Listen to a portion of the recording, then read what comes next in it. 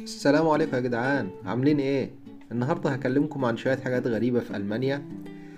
أول حاجة خلتني أستغرب في ألمانيا النصب.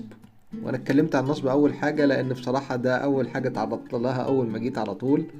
يعني مش متخيل فعلا إن بلد زي ألمانيا اللي معروفة بالنظام والقوانين فيها نصب كتير.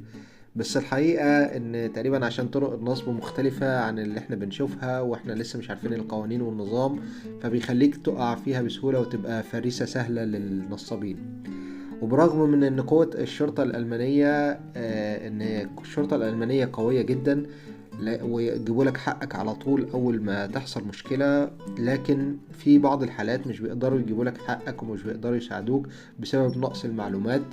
فخد بالك يا صاحبي وربنا يسترها علينا. لو تحبين اعمل لكم فيديو مخصوص عن طرق النصب اللي ممكن تتعرض لها في ألمانيا اكتبولي في التعليقات. ما تنساش بقى لايكك الجميل وشير وسبسكرايب على القناة، وما تنساش تفعل سر الجرس عشان يوصلك الجديد أول بأول. وندخل على تاني حاجة استغربتها في ألمانيا، إن الناس مش عنصرية قوي زي ما أنا بسمع. يعني أنا كنت متخيل إن أنا هاجي هنا هلاقي فيه عنصرية شديدة من الألمان، لكن بصراحة يعني ما لقيتش الكلام ده، ولقيت ناس كتيرة بتحاول تساعد وبتحاول تتواصل معاك. وان في ناس اساسا ممكن تكون ما بتتكلمش انجليزي وتحاول ان هي تتواصل معاك عن طريق جوجل ترانسليتور وكده. يمكن ده خصوصا في المدن الكبيرة اللي فيها عدد كبير من الاجانب زي برلين وميونخ. طبعا اكيد في عنصرية وفي مواقف عنصرية كتير واجهتني، بس الوضع مش احسن بكتير مما كان في مخيلتي قبل ما اوصل المانيا.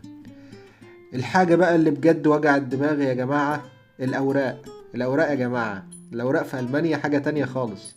كل حاجة ليها ورقة، وكل ورقة لازم تحافظ عليها عشان الورق ده مهم وهتحتاجه بعدين. انا جمعت ورق هنا في سنة في ألمانيا اكتر من اللي انا جمعته طول عمري في مصر. يعني دي فعلا حاجة استغربتها، ازاي بلد متطور زي ألمانيا ولسه شغالين بنظام جوابات البريد، اللي هو اي هيئة حكومية او اي هيئة خاصة بيتواصلوا معاك بالجوابات. عشان كده لازم تاخد بالك وتبص على صندوق البريد بتاعك كل شوية. الحاجة الرابعة بقى هي اللغة الألمانية. اللغة الألمانية مش سهلة. اللغة الألمانية لغة صعبة ورخمة، يعني فعلا لغة بصراحة مش أسهل حاجة يعني. بس طبعا مع الممارسة والمذاكرة إن شاء الله بتقدر تتقنها. والحمد لله يعني لقيت ناس كتير من الألمان بيتكلموا إنجليزي، وده ساعدني بصراحة إن أنا أتواصل معاهم، خصوصا إن أنا لسه الألماني بتاعي مش كويس ولسه أنا بحاول أتعلم يعني.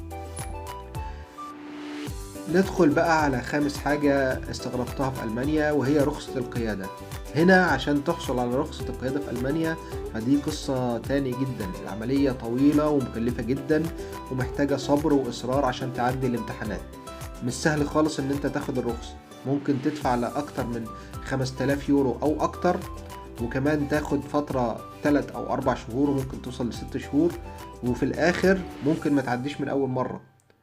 ففعلا عملية مكلفة ومطولة جدا يعني. ندخل على سادس حاجة بقى وهي المواصلات. بصراحة المواصلات هنا ممتازة جدا، اعتمادية جدا، وتقدر تعتمد عليها في كل مشاويرك، وبتوصلك لأي حتة في أي مكان يعني.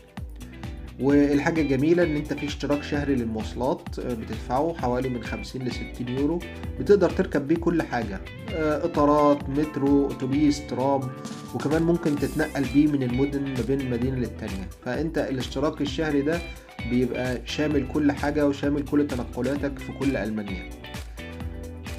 اخر حاجة بقى اللي هي السرعة في الطريق السريع هنا. الطرق السريعة هنا مفيش حد للسرعة اصلا، يعني تطير براحتك يا زميلي وتجيب اخر العداد، لا فيش مخالفات ولا في اي حاجة. بس طبعا لازم تاخد بالك عشان سلامتك الشخصية وسلامة الاخرين، وربنا يحفظها علينا ويحفظنا جميعا يا رب.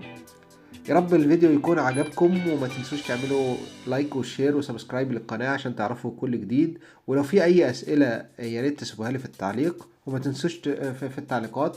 وما تنسوش تتابعوني عشان ان شاء الله هنقول لكم الاحتفالات راس السنة من برلين، فيا ريت تتابعوني. ولو محتاجين اي حاجة تقدروا تسألوني في التعليقات وان شاء الله هجاوب عليكم. سلام.